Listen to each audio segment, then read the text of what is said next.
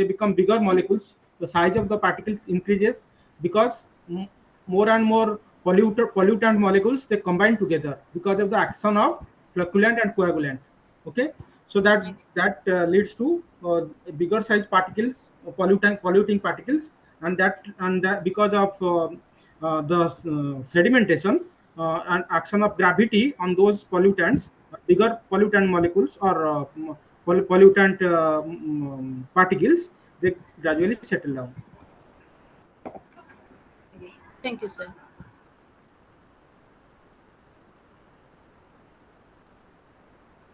So today we are going to discuss another this one. This is called pollution chemistry. Third block.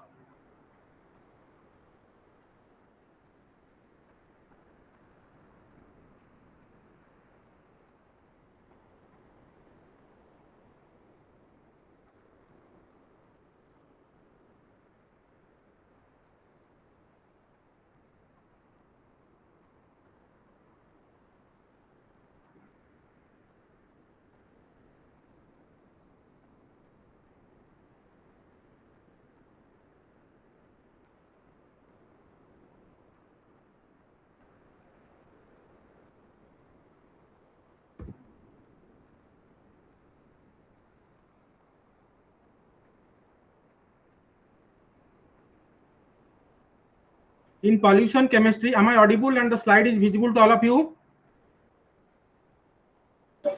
Yes, sir.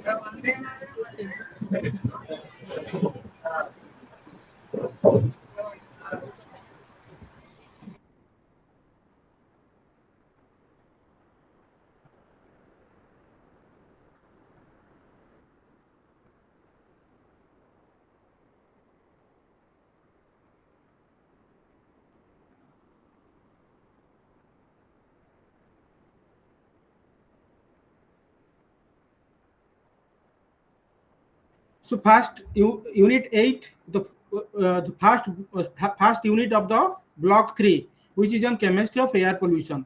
In this, we will discuss about the major air pollutants and their harmful effects. So what are those? Like carbon monoxide, harmful effects of carbon monoxide, control of carbon monoxide emissions, sinks for carbon monoxide, then carbon dioxide, global warming, effects of global warming, oxides of nitrogen, harmful effects of nitrogen oxides, control of nitrogen oxides, then sulfur dioxide. Sulfur dioxide reaction in atmosphere, effect of sulfur dioxide, removal of sulfur dioxide. And in the end, we have ozone, harmful effects of ozone, and acid rain. Ozone is essential in the stratosphere. If ozone is built up in the troposphere, means in our just above our head, the atmosphere above our head is the troposphere. If ozone builds up there, then it will be pollutant. So that means ozone has also harmful effects if it is in the troposphere. Stratosphere is okay. We need ozone in the stratosphere for protection against the UV radiation that is coming from sun. But if it is building up in the troposphere, then it is harmful to human beings. That we will discuss. Acid rain, harmful effects of acid rain. We will discuss how acid rain, what is the region of acid rain, and what how to control it. So these things. So first is air pollutants. Air pollutants, their origin. Air pollutant could be primary pollutant, secondary pollutant, and chemical composition. There could be inorganic pollutant and organic pollutants. And state of the matter, natural contaminants and particulate matter, and gas and vapors. So like this, they vary. So according to origin, primary pollutants are released directly into the atmosphere.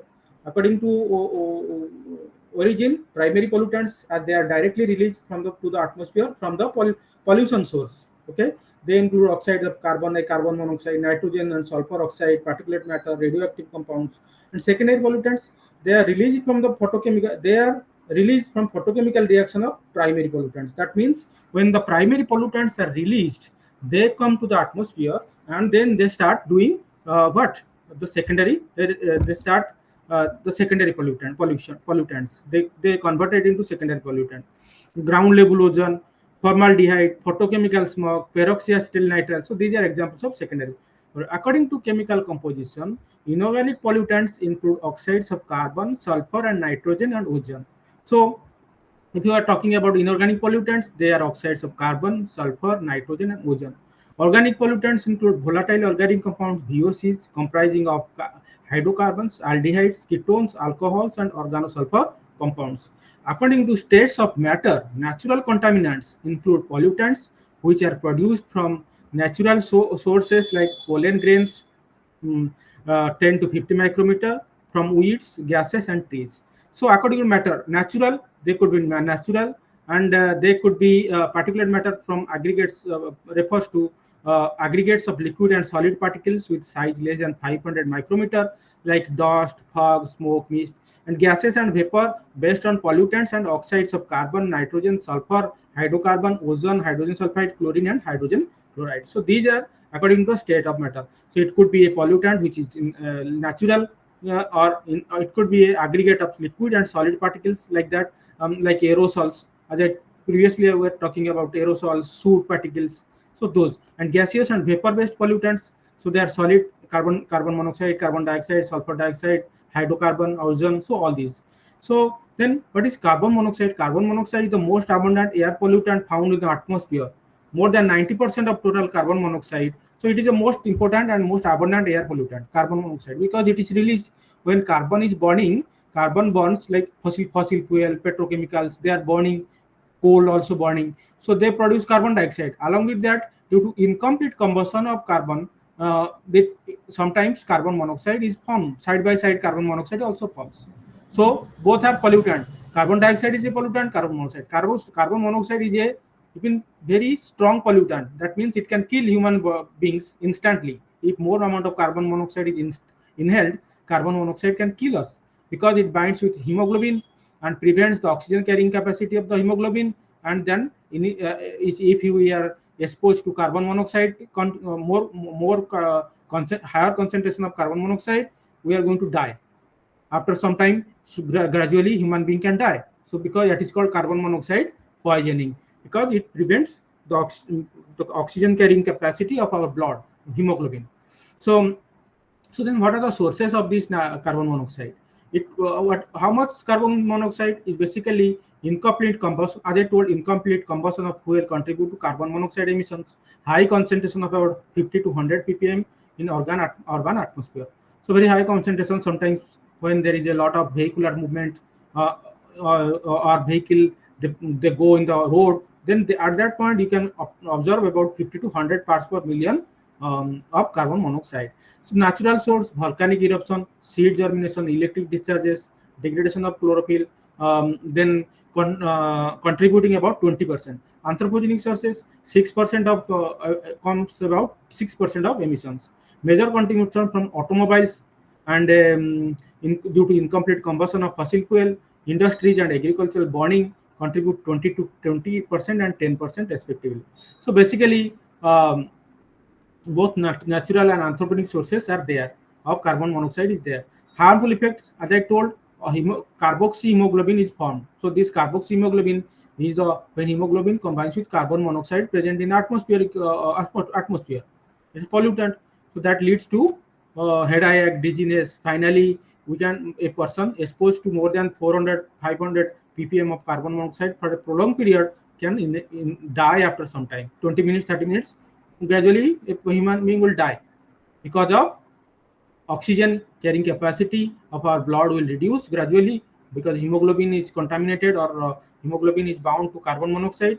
So which is a irreversible reaction. Like oxygen binding to hemoglobin is a reversible. It will go and release the oxygen and come out again and take carbon oxygen again. But in this case, carbon monoxide is bound. That means it will not come out from the iron. It is irreversibly binds to the hemoglobin. So that will leads to death. So control of carbon monoxide emission, internal combustion engines is the chief source. So where carbon monoxide comes, the IC engines, that means internal combustion engines, they contribute about 60 to 70% of pollutant carbon monoxide emissions. Gasoline, a low boiling gas, that is coming from burning of gasoline or petroleum products. Okay, so incomplete combustion. Modern day engine work on two air fuel ratio. stoichiometric, and linear mixture.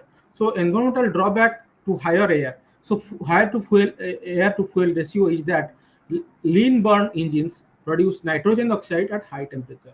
Modern day automobiles use catalytic exhaust reactors to control carbon monoxide emissions. The excess air is passed through the exhaust gas, and the mixture is passed through the catalytic converter in the exhaust system, affords oxidation of carbon monoxide to carbon dioxide. So hydrocarbon plus oxygen gives you carbon dioxide plus water.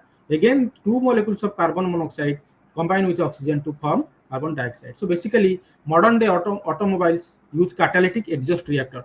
So catalytic exhaust reactor, what they do is they convert this they control the carbon monoxide. So the excess air is passed through the exhaust gas of the mixture is passed through the catalytic converter in the exhaust system, affords oxidation of carbon monoxide to carbon dioxide. So basically, if any carbon monoxide is released due to incomplete combustion, they are catalytically again converted to carbon dioxide. Okay, so that's how carbon monoxide is controlled. So the sink of carbon monoxide. Sink means how to reduce or which process can reduce carbon monoxide emission.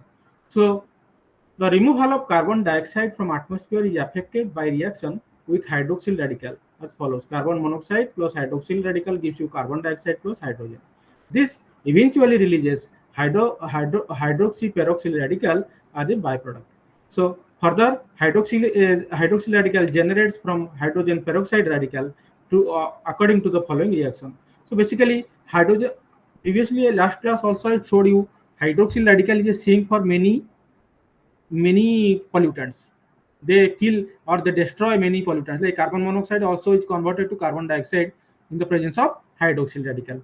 So carbon dioxide, then carbon dioxide, a minor but essential component of atmosphere. Carbon dioxide is released from multiple natural sources like volcanic eruption, combustion of organic matter, respiration by living organisms, fermentation by microorganisms, and through human activities like burning of fossil fuel, deforestation, and land use changes.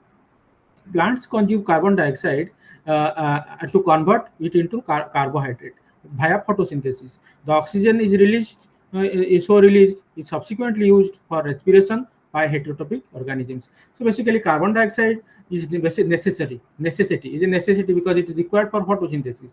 Without that, we cannot have photosynthesis. So and also it is also detrimental. It is a greenhouse gas. It absorbs energy from the sun in the daytime and releases in the night, giving a warmer atmosphere. So that's why it is a very potentially dangerous. Uh, uh, but carbon dioxide is a potential greenhouse gas that traps heat energy from the sun and contributes significantly in maintaining global temperature habitable for human and millions of other species. Like if carbon dioxide would not have been there in our atmosphere, then our earth would have been much colder. Now average temperature of earth surface is about 17 degree centigrade, but if because of if carbon dioxide will not present, our earth's temperature will go down to minus 100 or 200 degree. So that means nobody can survive at that frigid temperature. So carbon dioxide has a role. Good, it's good for our earth, maintaining temperature of our earth surface. But higher amount of carbon dioxide is detrimental because it's a greenhouse gas. It will absorb more and more of energy from the sun, and it will contribute to the global warming. That means am I audible? Do you hear me?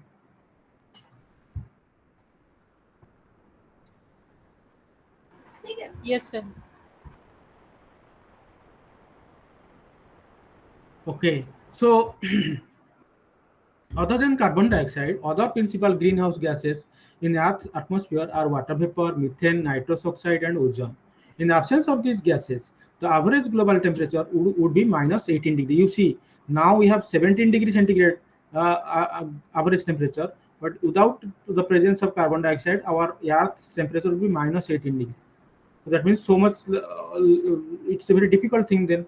However, increasing industrialization, deforestation, conversion of forest land, wetland, wetland to agriculture, the atmospheric balance of carbon dioxide is disturbed and threatens to change drastically in the coming years. Unfortunately, this has slowly propelled a rise in average global temperatures, atmospheric level of carbon dioxide and other infrared absorbing greenhouse gases have increased substantially and are at the highest level ever recorded. So basically, greenhouse gas is increasing gradually. So what, how it contributes? So it actually traps the heat inside Earth's atmosphere, known as greenhouse gas. It traps the heat of the Earth's atmosphere and releases again. So that is basically greenhouse effect. Methane is about 10 to 20 times more effective in trapping heat than carbon dioxide. Methane is also a greenhouse gas. It is even mm, more efficient in trapping the heat and releasing it. So methane and carbon dioxide both contribute to the green warming of the Earth atmosphere, which is called greenhouse effect. Other trace gases like chlorofluorocarbon, nitrogen monoxide are also contribute to the greenhouse gas. A brief description about sources of these like methane, decomposition of organic matter, landfill, all those nitrous oxide, agricultural, industrial activity, combustion of fossil fuel, fluorinated gases like chlorofluorocarbon, all these they come from variety of industrial processes. So then major greenhouse gases you see it's here: carbon dioxide 11%, methane 16%, carbon dioxide carbon dioxide forest and other land use 11%, carbon dioxide fossil fuel industrial process 65%, fluorine fluorine gas 2%, nitrous oxide 6%, methane 16%. So these are the major greenhouse gases, major gases contributing towards the global warming are greenhouse gases. So you see, this is the mechanism how the solar radiation coming in the to the earth is trapped by via that is basically the IR infrared radiation in the sunshine or solar radiation in the atmosphere. They are basically absorbed by these greenhouse gases. What is that? IR radiation. So again it releases that increases the atmospheric temperature, that is called global warming. So you see how every year you see the carbon dioxide concentration is increasing.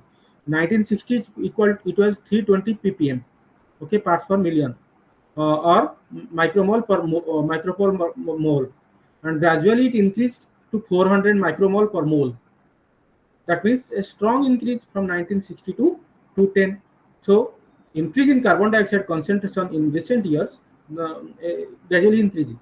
So forcing refers to the reduction in infrared radiation penetrating outward through atmosphere per unit increase in the level of the gas in the atmosphere.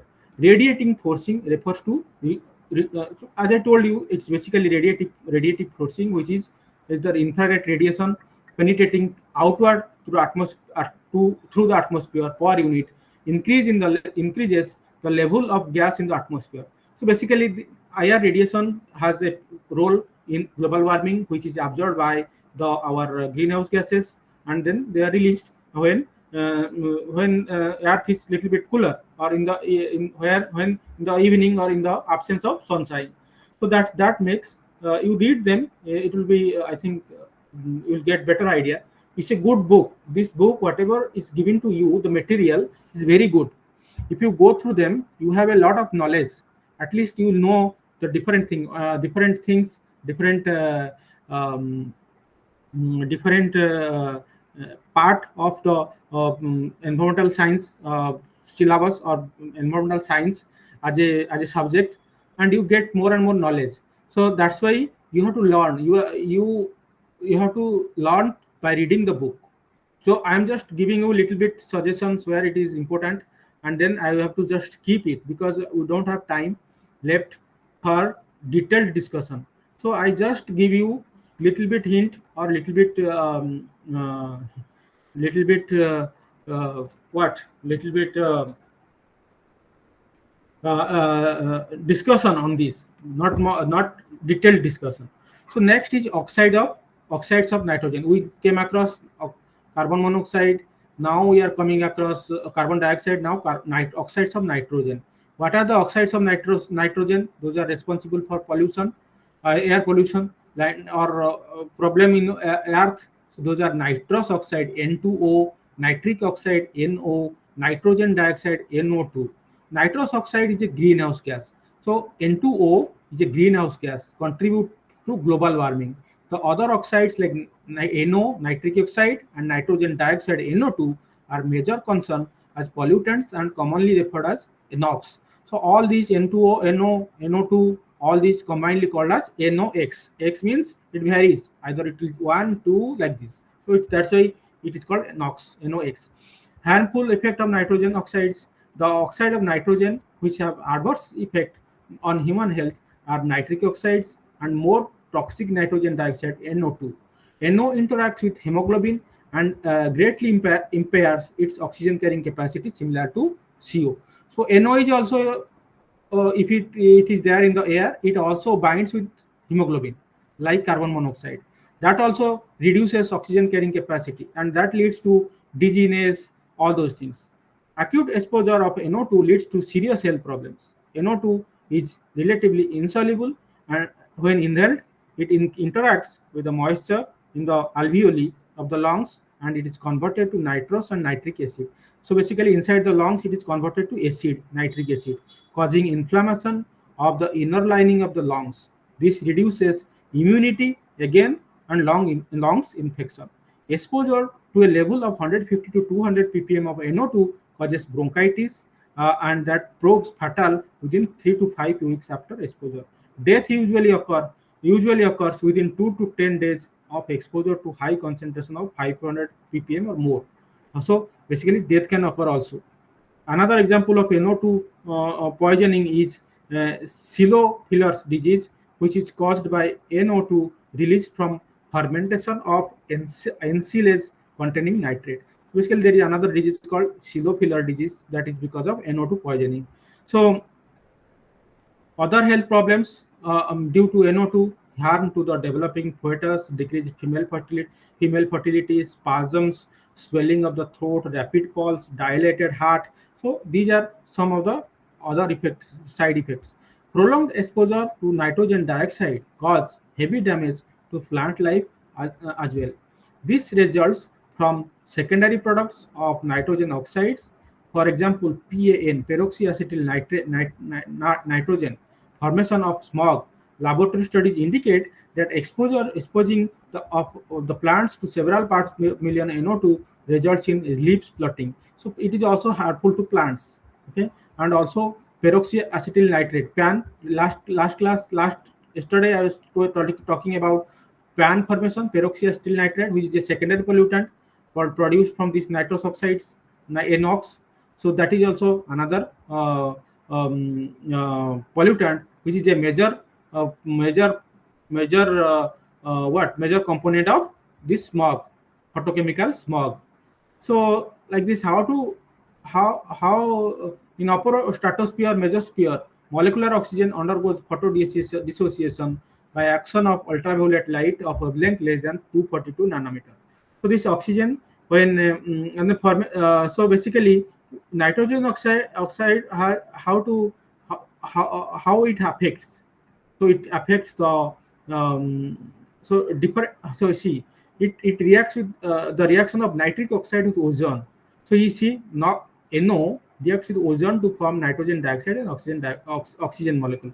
So then finally what happens is in addition to NOx, water vapor released in the atmosphere from the aircraft exhaust further accelerates depletion of ozone layer. So NO or nitrogen monoxide is also helpful in ozone layer depletion. That is also another important thing. So then control of nitrogen oxide. The stationary sources such as power plant for furnaces account for 50 to 1000 ppm concentration of NOx emissions. Both kinetic and thermodynamic factors like concentration of oxygen and temperatures respectively control NO formation, which is favored under high oxygen concentration and high temperatures.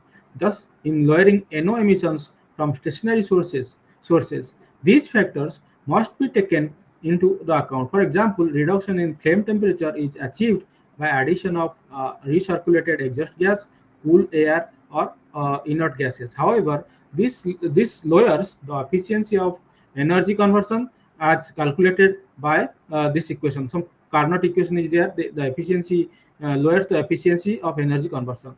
Low excess air firing reduces NOx emissions. So excess air firing reduces NOx emission. Basically, if you are um, in a combustion process, if we are in giving more amount of air, that reduces NOx emission. So during the why the term refers as minimum amount of excess oxygen. If you provide excess oxygen in during a combustion process, that will reduce the NOx formation, nitrogen oxide formation. So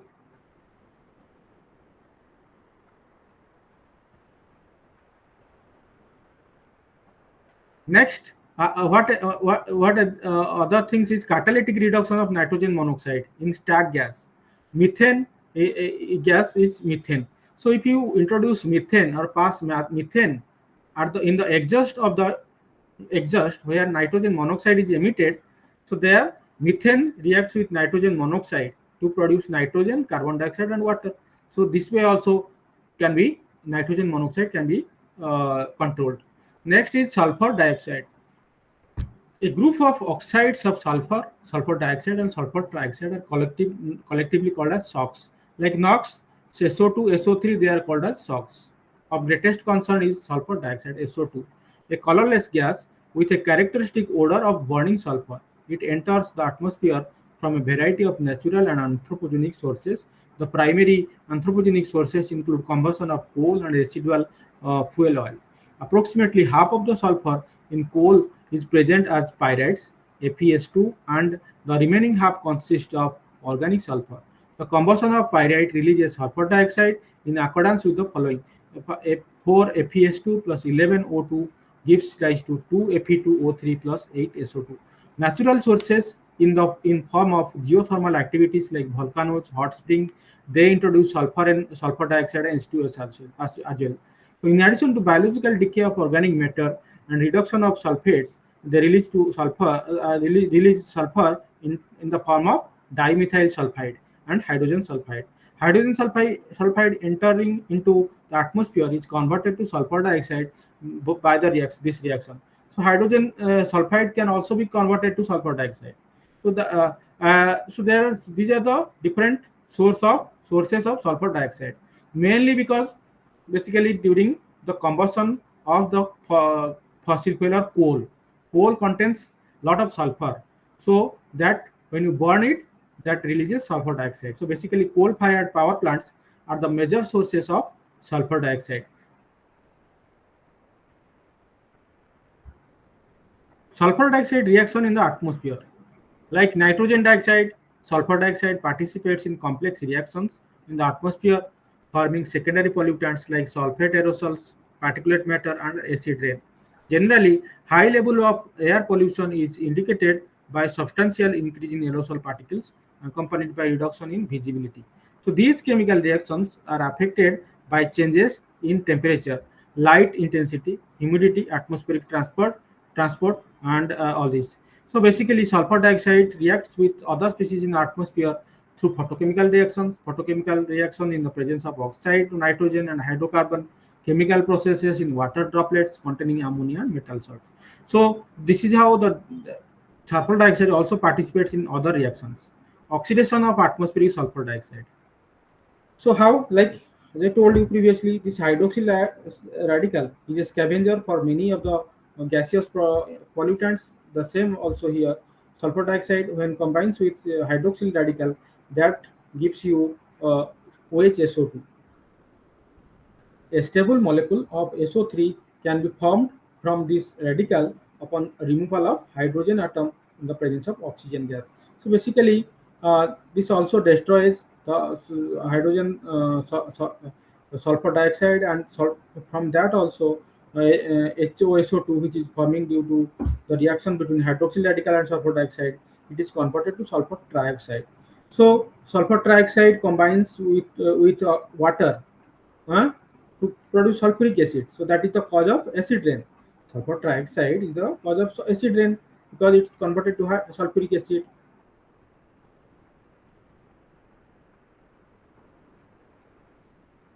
Am I audible to all of you? Yes, sir. So the overall reaction with sulfur dioxide, hydroxide, ion, oxygen, and water gives you hydroperoxide ion radical plus H2SO4.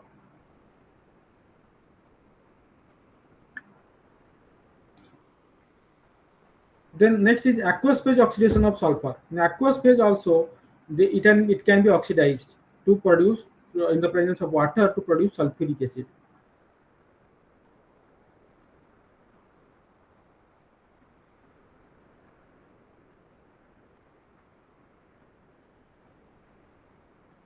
Next, ammonia and sulfur dioxide and water, they combine together to produce ammonium ion and HSO4 3 minus. What is the effect of sulfur dioxide? Sulfur dioxide mainly affects the respiratory tract, tract and causes irritation.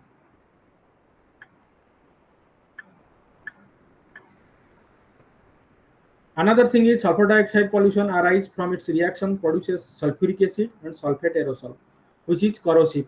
So acid rain cause of acid rain, and also when acid rain falls on the objects, on the like buildings and the marble containing structures, so they actually corrode it. And also uh, our soil also becomes becomes important and becomes acidic. So it is unused, not it will not be useful for plantation and also agricultural activities.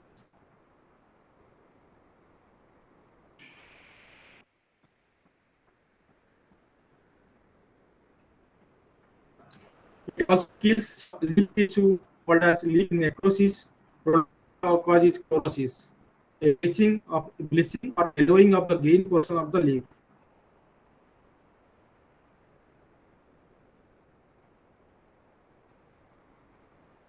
As I told it is corrode damage the buildings and monuments, limestone, marble, and dolomite.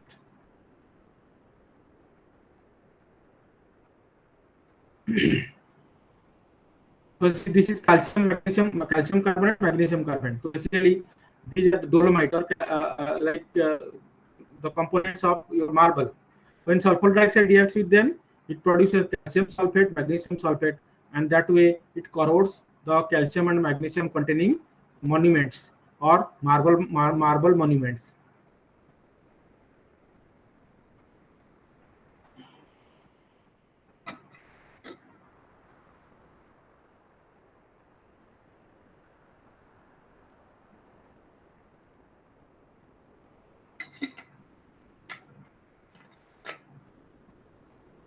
Then removal of sulfur dioxide.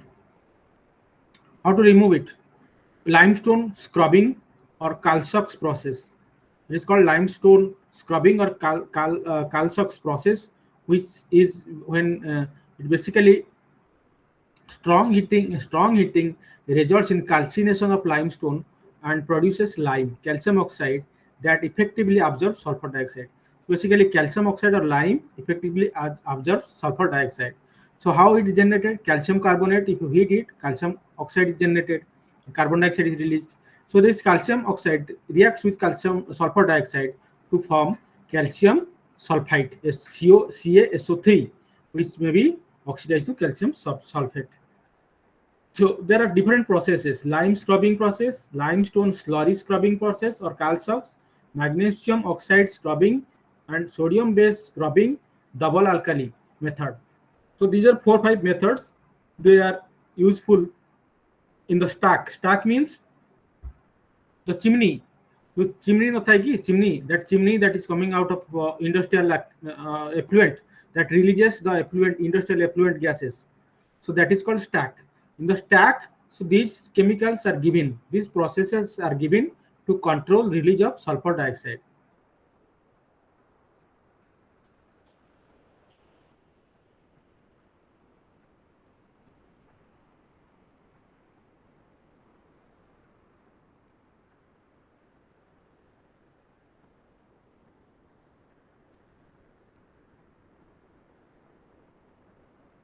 Lime slurry scrubbing employs the use of lime, where calcium hydroxide, which is lime, is used and that reactions involving sulfur-based species in lime slurry scrubbers are essentially the same as discussed in limestone slurry scrubbing process.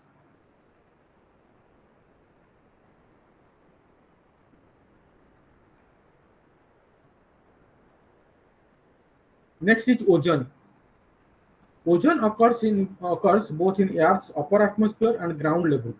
Majority Majorly, it is basically in occur in stratosphere, 10 to 11 to 50 kilometer above Earth's surface. Concentration at that stratosphere is 10 to 15 ppm, forming a 3 millimeter thick layer called ozonosphere. So it's there in stratosphere. But if it is it will be produced in the troposphere, like where we are walking or running or doing our activity, it will be a pollutant. So how it is produced? It is produced from volatile from the NOx. It is how it is produced in the troposphere. It is produced from volatile organic components or VOCs when they react with the oxygen and nitrogen oxide in the presence of sunlight. They give you ozone plus organics plus nitrates. So this is how your tropospheric ozone is produced, which is harmful because it has a detrimental effect. It is an oxidizing agent. If it passes through our lungs, it will oxidize our lungs. Bronchitis will come. So different type of bronchital diseases will come. Lungs diseases will come. So these are here. So harmful effect, respiratory problem basically, pulmonary edema, acute condition called pulmonary edema.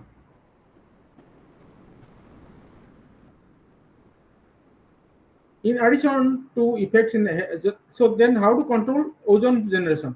If we reduce the NOx emission, nitrogen monoxide emission, and also the VOC, volatile organic component, which is basically a component coming out of the uh,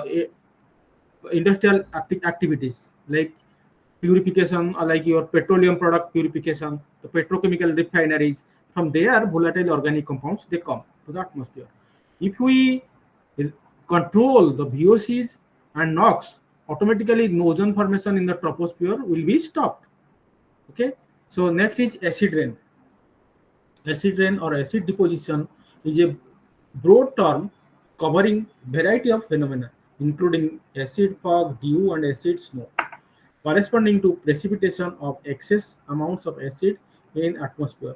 In general, acid deposition refers to deposition of aqueous acids, acidic gases, and acidic salts. Deposition in solution form refers to acid precipitation, while dry deposition is the deposition of dry gaseous compounds. So basically, acid rain is coming from two factors: carbon dioxide, which when combines with water forms carbonic acid, and second hଉଛି କ'ଣ ନା sulfur dioxide when combines in water that forms sulfuric acid. So these are the two source of acid formation or acid rain. So if you control these two, then we can control. So nitric acid and pollutant. Another thing is nitrogen dioxide. They also contribute for the formation of nitric acid, HNO3. So sulfuric acid, carbonic acid, and nitric acid, all three they contribute to the acid rain. Okay. So if we control sulfur dioxide, carbon dioxide, and NOx, nitrogen oxide, NO2, nitrogen dioxide, so then we can control acid rain. So that means you see. So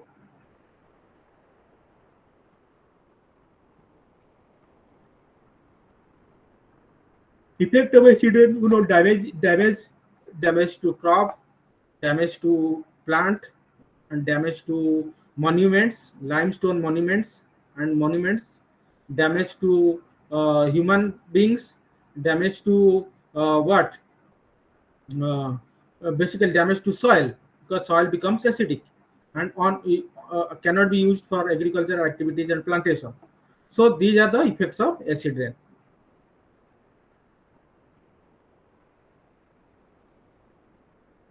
So we are done with this part.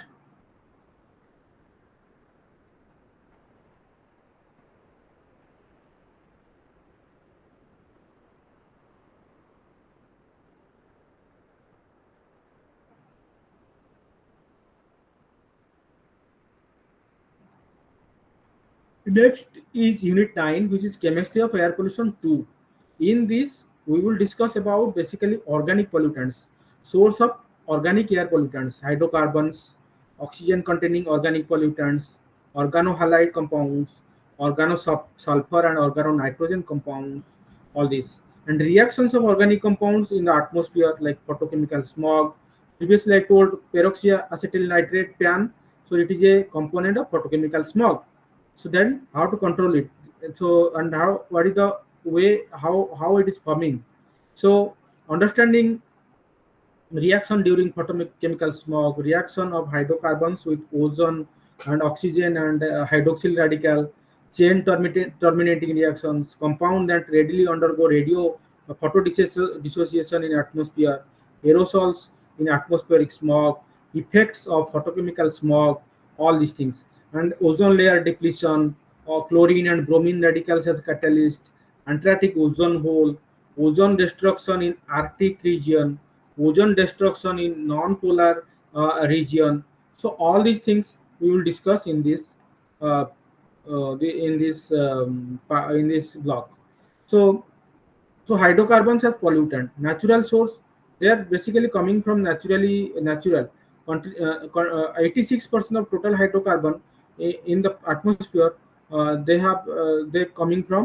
are coming from nat- uh, natural sources like vegetation, forest fire, volcanoes, waste of animals and other living organisms and microorganisms. Amongst the hydrocarbons, methane is present in the largest quantity and is released into the troposphere by organic matter decomposition and anaerobic bacteria in water and soil. So basically 2CH2O. So this is the bacterial action. This formaldehyde, basically methane, large quantity is released into atmosphere by organic matter decomposition. Basically, organic matter means carbon, hydrogen, oxygen, two CH2O under bacterial action produces carbon dioxide and methane. So basically, bacterial decomposition of organic matter. If you might have seen that if a creature is dead, if a snake is dead and you are going passing by that dead snake, after a few days you see foul smell is coming, and what is that foul smell? That is coming from the decomposition of organic matter. Same thing, uh, uh, that is a visible uh, visible thing where you see the decomposition, but there are some microorganisms are there, other organic matters are there, they are decomposing in the atmosphere without your knowledge. Okay, so that is the source of hydrocarbon. So basically what are those? In the vegetable and so there are some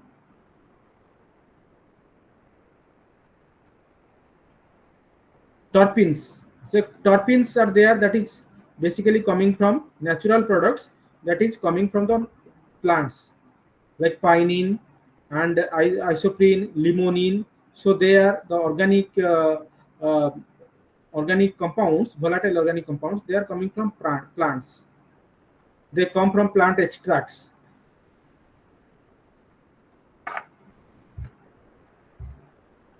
Then anthropogenic sources, several hydrocarbons are released in the atmosphere due to anthropogenic activities such as production of fuels, petroleum refinery.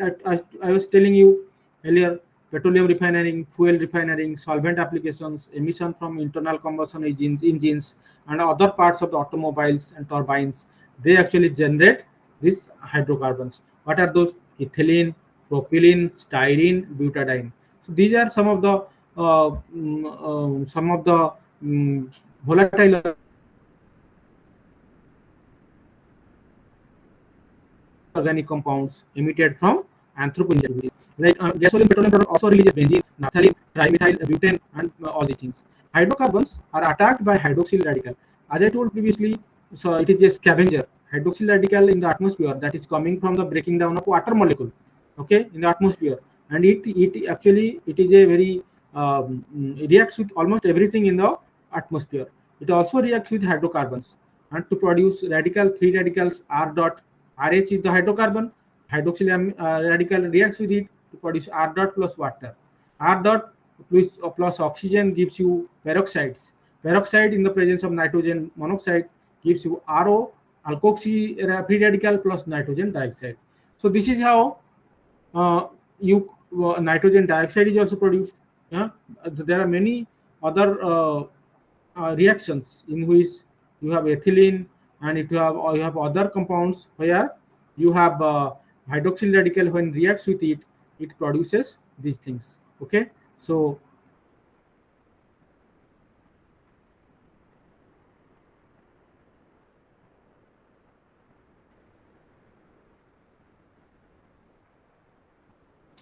the reactivity of alkenes is further enhanced in the presence of NOx and sunlight.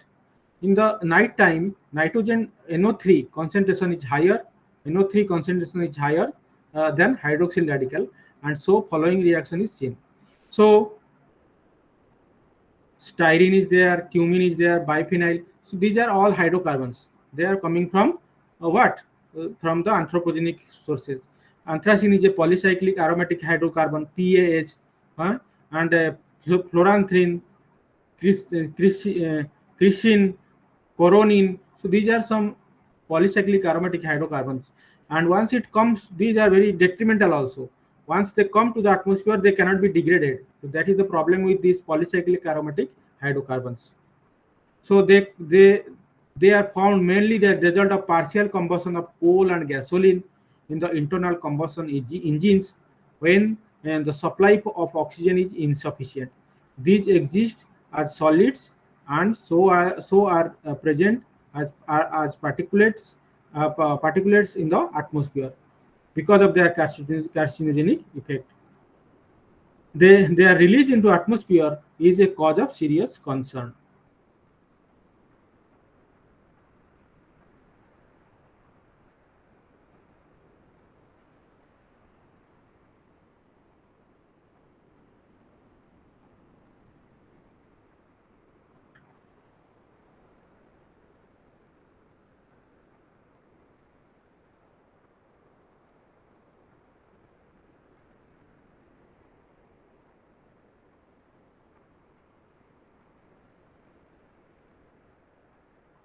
In atmosphere, these hydrocarbons, benzene, all those, they react with hydroxyl radical. As I told, hydroxyl radical is a very important radical which is produced in atmosphere and reacts with almost everything. Here also the same thing, but they produce benzene, react with benzene and other aromatic and aliphatic hydrocarbons to produce like other derivatives like phenol, all those things.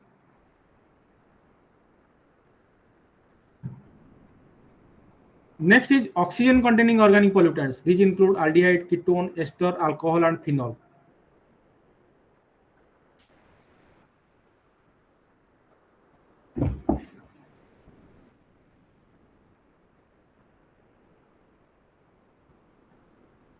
So this is a ketone, and this is oxidation of ketone produces esters.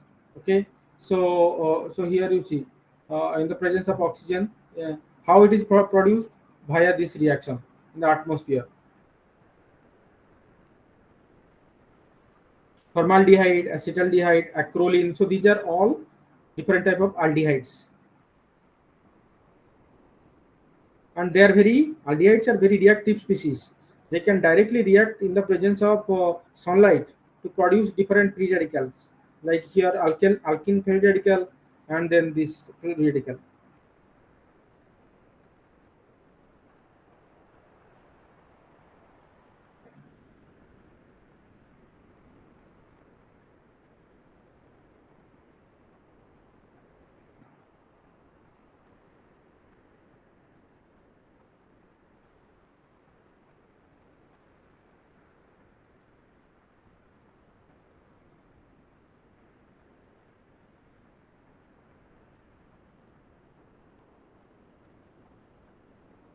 Then organohalide compounds, a range of members of organohalogen compounds. Means halogen means chlorine, bromine, chlorine, iodine.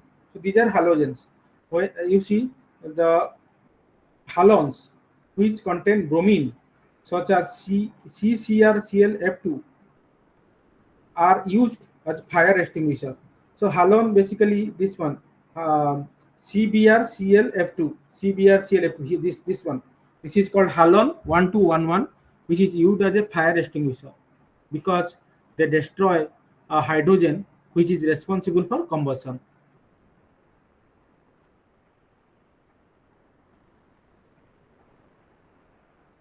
So they have what kind of property? Their properties like high stability, chemical inertness, non-toxicity make them find use in as coolants, refrigerants like chlorofluorocarbons. They were used CFCs. They were used as coolants earlier. Now they have been banned because their presence was detrimental to what ozone layer depletion. They actually participated in the ozone layer depletion. That's why those kind of compounds, like CFCs or fluorinated organic compounds, those are not being used as coolants, refrigerants, propellants, and probing agents. So they have been banned. So then what happens is this chlorine radical is responsible for destruction, and it's for this destruction, and it's itself generated by absorbing high energy UV radiations. Only these radiations cleave. So how chlorine radical is generated? Chlorine zero in the presence of ozone. It reacts with ozone. Chlorine goes in the ozone layer, upper layer, and then it reacts to form chlorine oxide. Chlorine oxide again reacts with to chlorine. Again, it generates back chlorine. That means one molecule of chlorine can, or this halogen atom radical, can destroy millions of molecules of ozone. That's why it's a very deep, very problematic thing, and and that led to the ozone hole, or facilitated the ozone layer depletion. So the use of CFCs is a single major region for depletion of ozone. Chlorofluorocarbon is a single major region for the depletion of ozone, posing a big threat to the life on this planet. So, so this is how the chlorofluorocarbons, they actually produce, they react with ozone, and then atmosphere, in the atmosphere, upper atmosphere, stratosphere, and they are responsible for ozone layer depletion.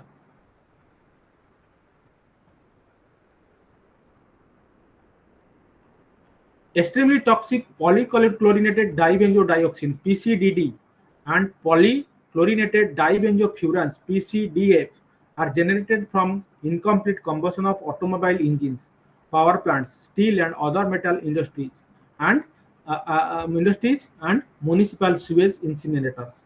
They are present in low amounts but are associated with particulate matter in the atmosphere. Organosulfur and organonitrogen compounds, hydrogen sulfide and their alkyl substituents, thiols or mercaptans, as well as sulfides, are released in the atmosphere from microbial activities. So, organosulfur and organonitrogen compounds, they are also released in the atmosphere from microbial activities, plants and vegetation, human and animal, etc., sewage treatments, all these things. Okay, so so, so what are those sulfur containing organosulfur or nitrogen compounds like methanethiol, CH3SH, methanethiol, dimethyl sulfide, benzene thiol, and methylamine, nitrobenzene. So these are nitrogen containing uh, polluting agents. So how they are formed? They are also forming via the different react with hydroxyl radical and hydrogen HS radical. So with in the atmosphere, and then they are also detrimental to the human health, and also are also air pollutants. The next, reaction of organic compounds in atmosphere or photochemical smoke. This is also important. An unpleasant environmental phenomenon known as photochemical smog. It was first observed in Los Angeles in 1940. In 1940, Los Angeles, there is this photochemical smog. The problem is seen in urban areas with many industries and heavy vehicular traffic through natural sources such as pinene and isoprene from trees contribute significantly. So these sources produce relatively high level of or ground level ozone, an undesirable constituent of the air is present in low altitude. So so basically the presence of volatile organic components like pinene, isoprene, they are basically coming from the trees. They contributed for the formation of ozone, and then ozone uh, also contributed in formation of photochemical smog. So how the final composition of photochemical smog is inorganic gases like ozone and NOx, partially oxidized organic compounds such as peroxyacetyl nitrate, peroxybenzoyl nitrate, acetyl peroxide, all these. So how they are forming volatile organic components plus NO plus O2 plus sunlight produces mixture of ozone, organic and nitrates. Due to this composition, we all call it as oxidizing smog. So these photochemical smogs are also called as oxidizing smog because they are oxidizing in nature. They have oxidizing agents like ozone, peroxyacetyl nitrates. So that's why it's called oxidizing. So what are the reaction of during the photochemical smog? Formation of photochemical smog initiates with the absorption of visible light by the brownish gas or nitrogen dioxide and NO2. It captures the energy required to drive ozone and a NOx cycle where oxygen atoms are generated and further react with molecular oxygen to produce ozone. This is the primary reaction for producing oxygen atoms.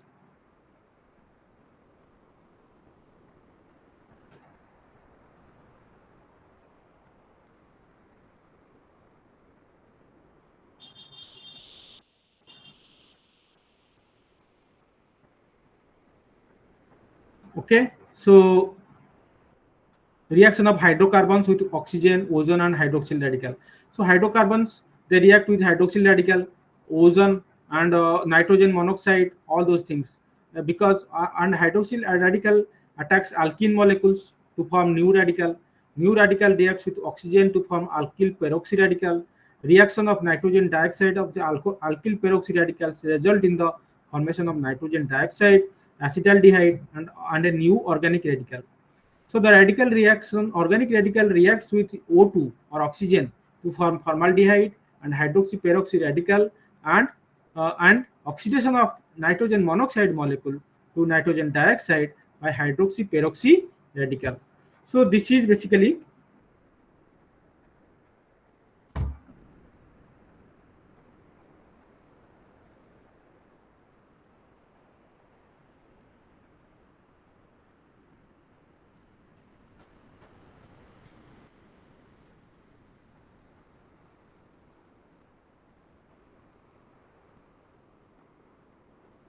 Next is chain terminating reaction. So how while these free radical reactions, those are produced, or those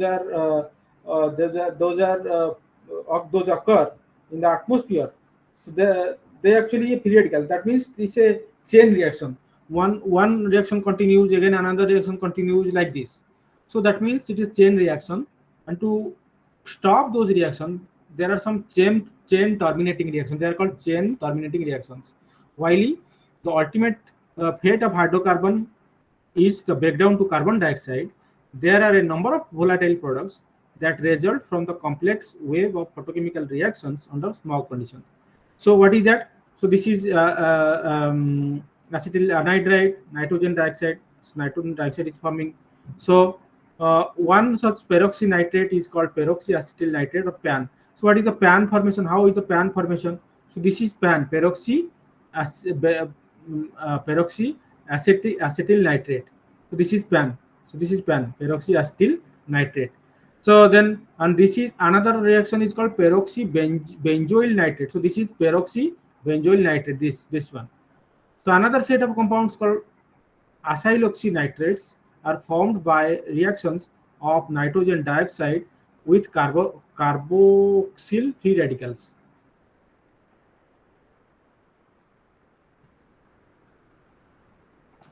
So these are some chain terminating reaction, like where the we stop the chain reaction. Propagation of the chain reaction can be stopped. Mostly hydroperoxides, OOH, and alkoxy peroxides. So these are these are the free radicals. They do the chain terminating reactions.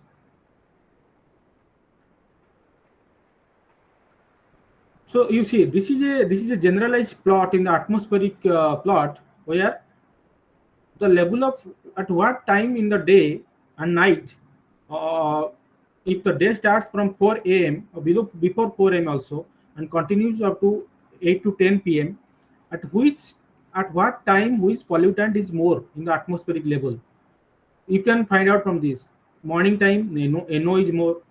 Up to 4 to 8 p.m. it's nitrogen dioxide is more, and in the noon time there is ozone is more, uh, and then gradually other pollutants are decreasing. So like this, so oxidizing pollutants are formed in the noon time.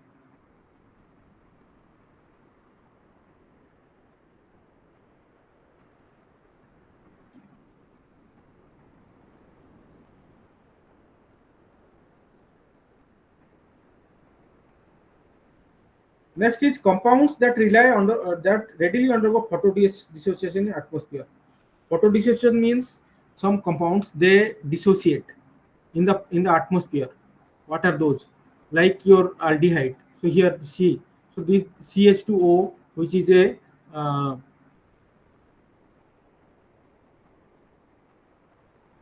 formaldehyde. CH2 is called formaldehyde.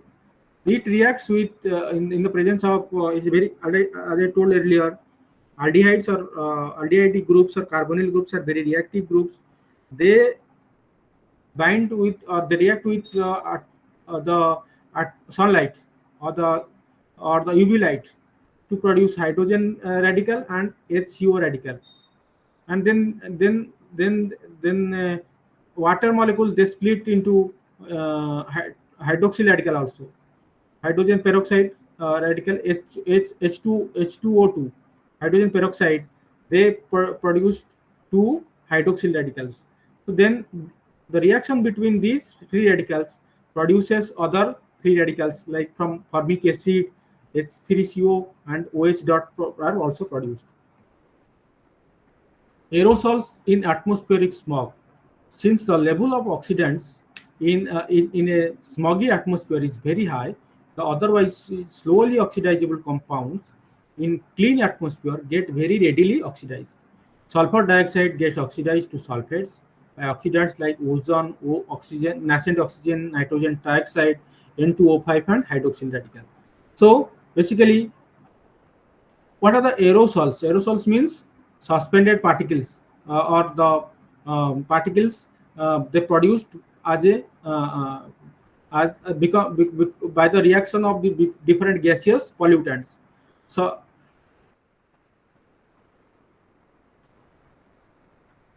presence of inorganic acids in the atmosphere cause corrosion and hence damage to materials.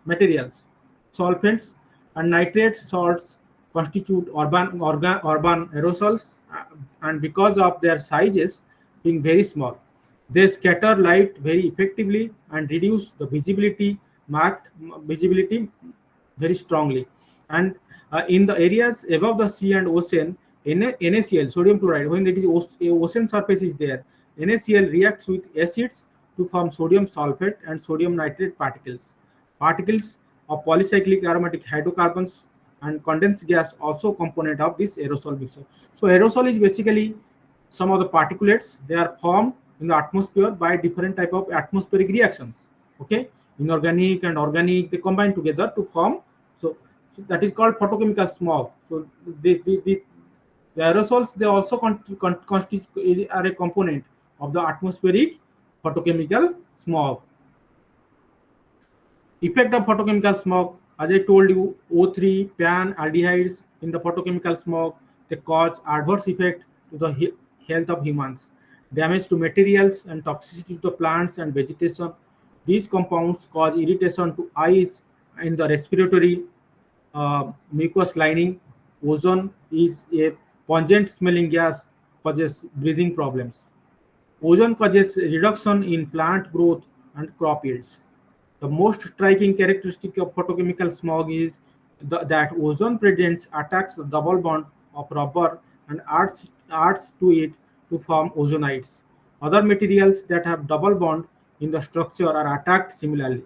This causes cracking of rubber, deteriorates the mechanical strength severely, making them brittle. So rubber, it attacks ozone, attacks the rubber to produce ozonides, and then further decomposes those rubber polymeric materials. Am I audible to all of you?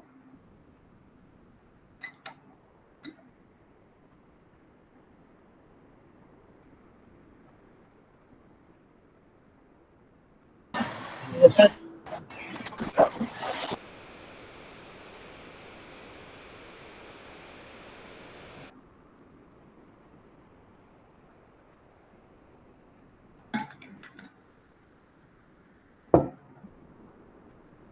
So next is ozone layer and its depletion. So if I can show you a video, then that will be better on ozone layer depletion.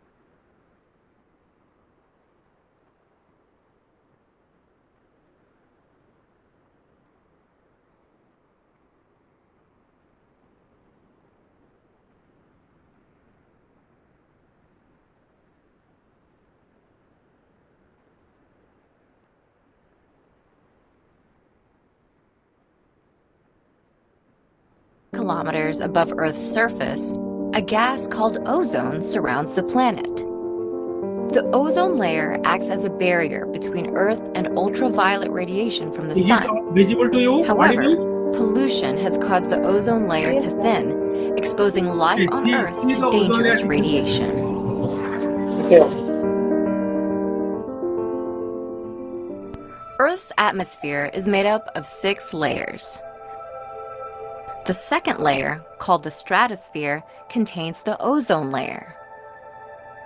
The ozone layer is made up of a highly reactive molecule called ozone, which contains 3 oxygen atoms.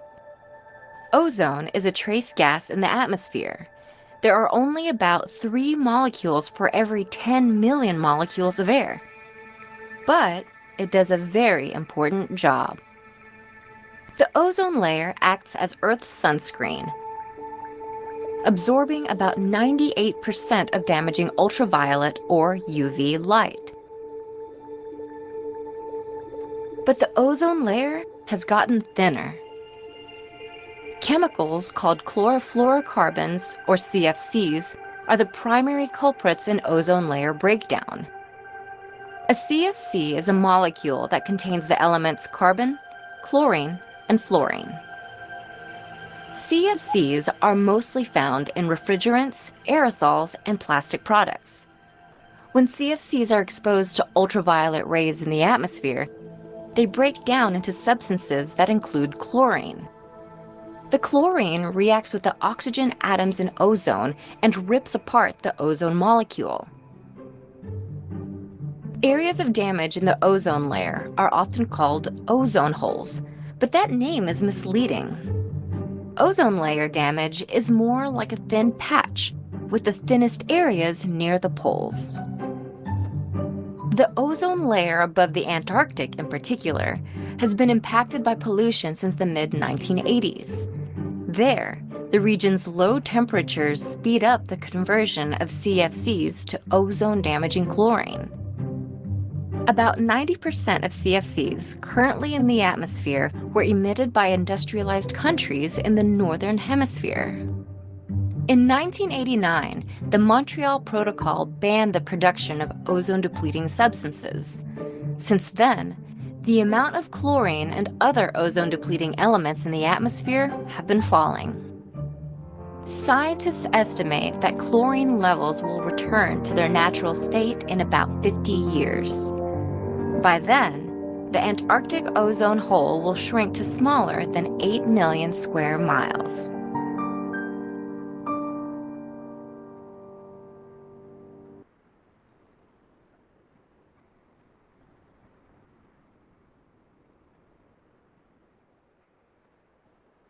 Okay, did you see the ozone layer depletion video? Yes, sir.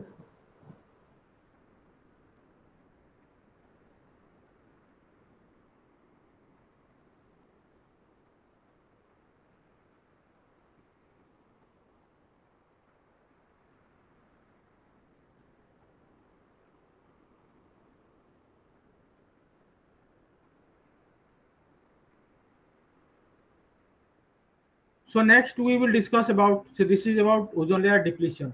Ozone is a major component of atmosphere, and in the minor component of atmosphere. It plays a key role in sustaining life in our planet. Stratospheric ozone serves as a protective shield against UV radiations that are harmful for life on this planet. Ozone in the stratosphere absorb UV radiation wavelength range 220 to 320 nanometer. Therefore, it is effective in filtering out harmful UV radiations. UVB radiations. UVA radiations are less harmful, and UVC radiations do not reach the troposphere. But when the ozone layer is depleted by different processes, like by the chlorinated organics, the chlorofluorocarbons, then there is a problem, and then we have ozone hole. So that ozone hole that's why in our currently all the chlorinated solvents, chlorofluorocarbons, or the chlorinated organics, they are banned for their use as refrigerant, coolants, all those. So that's why um,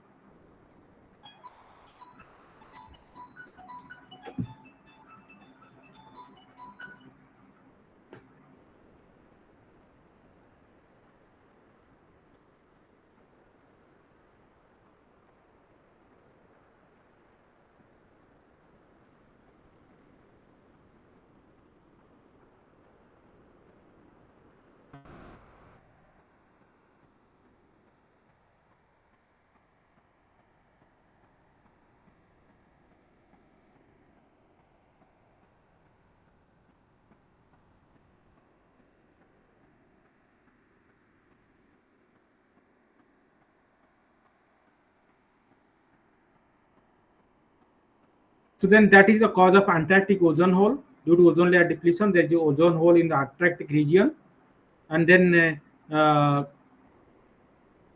all the chlorinated organics are banned.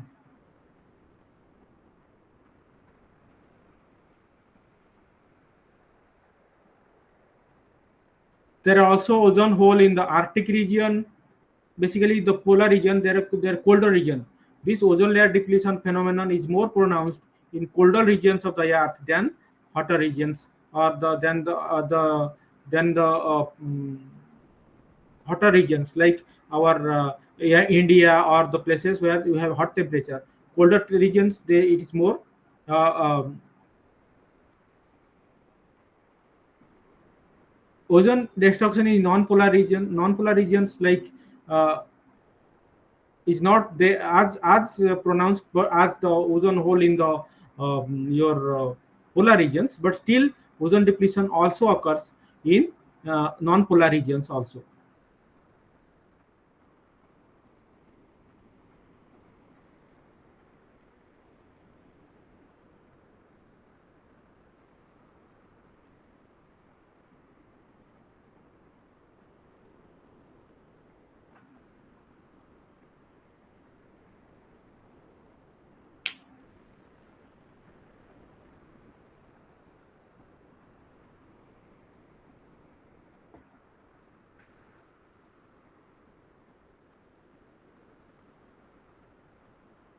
So next unit is parameters of water pollution. Water pollution, like what are the parameters? Aquatic system, dissolved oxygen, biochemical oxygen demand (BOD), chemical oxygen demand (COD), all those, and acid-base chemistry in neutral water, carbonate system, complexation, and chelation. So all these things. Ion exchange with bottle sediments, all those things are there. So what is aquatic ecosystem? Basically, all our fresh water is very limited. Seawater constitute 97% of the water resources. So only 3% is fresh. 3% is non-saline water, or uh, that in that 3% you have polar ice, and then ice in the form of glaciers, and groundwater also. So only 1% of the water is called potable water, which is available in sea and ponds, and in the surface of the earth, that can be used by human beings. So that's why it's a very water is a scarce commodity, and it should be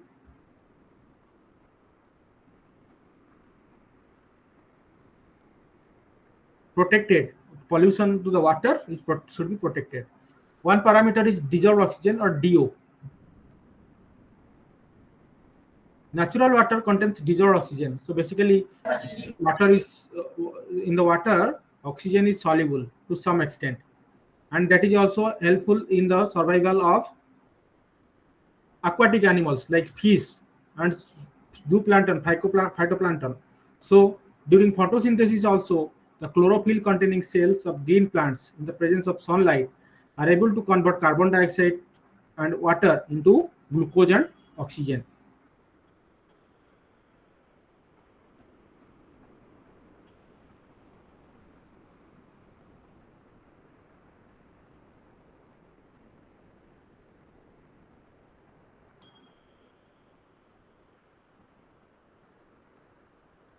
So I will show you a brief video on water quality parameters.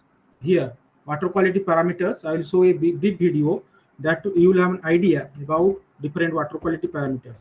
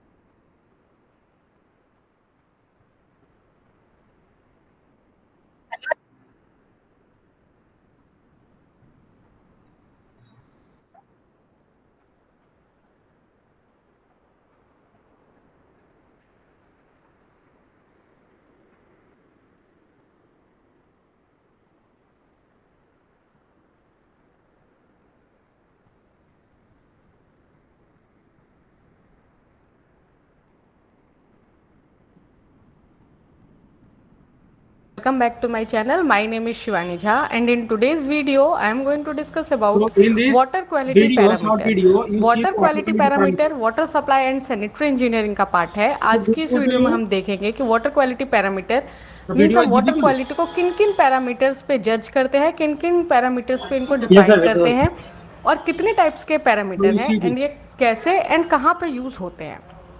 तो water quality definition जो है ये हमारा depend करता है water के intended use पे। Water quality हमारी डिटरमाइन करती है यूज़ ऑफ वाटर विच में बी इधर डोमेस्टिक यूज़ और for industry, irrigation and power generation etcetera. Various types of parameter हैं जो कि एसेस करते हैं क्वालिटी ऑफ वाटर को, एंड ये पैरामीटर्स जो है ये 3 टाइप्स में डिवाइडेड किए गए हैं। 3 टाइप्स में डिवाइड है। फर्स्ट है हमारा फिजिकल पैरामीटर, सेकंड है chemical parameter and third is biological parameter. Physical parameters के कौन कौन से टाइप हैं? First turbidity, second colour, third odour and taste, fourth suspended solid and fifth is temperature. ये हमारा फिजिकल पैरामीटर था। Now chemical parameter. Chemical parameter में हम किस किस को डिफाइन करते हैं? टोटल डिजॉल्व सॉलिड कितना है, TDS हमारा, पीएच वैल्यू कितनी होनी चाहिए, एसिडिटी कितना होना चाहिए वाटर में, एल्कलिनिटी कितनी होनी चाहिए, hardness, chloride, fluorides, metals and organic metals. And third है हमारा बायोलॉजिकल पैरामीटर। बायोलॉजिकल पैरामीटर हमारा क्या है? फर्स्ट इसमें हम ई कोली टेस्ट करते हैं फॉर एम्पियन पैथोजेंस। एम्पियन यहाँ पे क्या है? Most probable number. सेकेंड हम बैक्टीरिया करते हैं, third virus, fourth protozoa and fifth helminth. तो इन सब के बारे में हम वन बाय वन डिस्कस करेंगे ब्रीफली कि ये क्या है, इसको हम कैसे फाइंड आउट करते हैं कि इसमें टर्बिडिटी है या कलर है या कितना पीएच है, ये सब हम कैसे फाइंड आउट करते हैं, इन सब के बारे में हम डिस्कस करेंगे। फर्स्ट हम ये फिजिकल पैरामीटर के बारे में देख लेते हैं। फिजिकल पैरामीटर में हमारा फर्स्ट था टर्बिडिटी। टर्बिडिटी हमारा क्या होता है? जो वाटर के अंदर सस्पेंडेड मटेरियल प्रेजेंट होते हैं। सस्पेंडेड मटेरियल क्या होते हैं? लाइक क्ले, सिल्ट या मतलब जो फाइनली डिवाइडेड ऑर्गेनिक मटेरियल वगैरह होते हैं, प्लैंकटन वगैरह होते हैं, या कोई इनऑर्गेनिक मटेरियल प्रेजेंट है वाटर में, इसी को हम टर्बिडिटी कहते हैं। ठीक है, ये टर्बिडिटी हमारा इंडिकेट करता है डर्टीनेस ऑफ वाटर को। ऑब्वियस सी बात है, अगर इसके अंदर क्ले, सिल्ट या ऑर्गेनिक इनऑर्गेनिक मैटर प्रेजेंट होंगे वाटर के अंदर तो वो डर्टीनेस ऑफ वाटर को ही प्रेजेंट करेगा। और इसको हम मतलब कैसे पता लगाते हैं इस टर्बिडिटी को? हम लाइट पास करवाते हैं उस वाटर के थ्रू। अब क्या होगा, जब हम लाइट पास करवाएंगे तो हमारा लाइट एब्जॉर्ब हो जाएगा मटेरियल्स के उससे, एंड कुछ लाइट हमारा स्कैटर होगा, पास हो जाएगा by finally suspended solid and colloidal solids की वजह से। तो इससे हमें पता लगेगा कि इस पानी में कितना ज़्यादा टर्बिडिटी है ना। ये तो था हमने टर्बिडिटी क्या होता है एंड कैसे फाइंड आउट किया। नाउ टर्बिडिटी को हम रिमूव कैसे करते हैं? तो हम इसको फिल्ट्रेशन एंड सेडिमेंटेशन प्रोसेस के थ्रू टर्बिडिटी रिमूव करते हैं। सेकंड हमारा फिजिकल पैरामीटर में है कलर। कलर क्या है? प्योर वाटर जो हमारा होता है वो हमारा कलरलेस होता है, बट अगर उसके अंदर सस्पेंडेड सॉलिड्स प्रेजेंट है तो वो एक अपरेंट कलर दे देता है वाटर को, वाइल डिजॉल्व सॉलिड में impart true colour to the water. Pure water जो आप घर पे भी देखते हैं, ये तो आप देखते होंगे कि ये कलरलेस है, बट अगर इसके अंदर कुछ सस्पेंडेड सॉलिड प्रेजेंट है तो वो हमारा थोड़ा बहुत कलर छोड़ देता है, या ज़्यादा सस्पेंडेड सॉलिड प्रेजेंट है तो उसके अंदर ज़्यादा कलर पानी के अंदर आपको देखने को मिलेगा। ये कलर जो होता है वाटर के अंदर, ये हमारा ड्यू टू ऑर्गेनिक मैटर की वजह से होता है, जैसे कि लीव्स या वुड वगैरह हैं उसके अंदर, उनकी वजह से। या अगर इंडस्ट्रियल वेस्ट है तो पेपर पल्प, टेक्सटाइल, या हम डाइंग जो होता है वो iron, manganese oxide as well, इन सब की वजह से ये कलर्स आते हैं। अब नाउ ये कलर कैसे हम रिमूव करेंगे? टर्बिडिटी हम कैसे करते थे? सेडिमेंटेशन से एंड फिल्ट्रेशन से। कलर को हम कैसे रिमूव करेंगे? This can be removed by aeration, adsorption and oxidation process. आप इनको याद रखिएगा, ये कभी कभी 1 मार्क्स में बहुत ज़्यादा पूछने को मिल जाता है। नाउ थर्ड है हमारा physical parameter order and taste. Order and taste में क्या है? ये ऑर्डर एंड टेस्ट जो है वाटर के अंदर, ये हमारा क्यों होता है? Because of the presence of mineral salts, domestic sewage, decomposing organic matter, industrial waste, chemical compound, इन सब की वजह से हमारा ऑर्डर एंड टेस्ट में चेंज आता है वाटर के। ये जो हमारा ऑर्डर ऑफ वाटर है ये हमारा टेम्परेचर के साथ चेंज होता रहता है।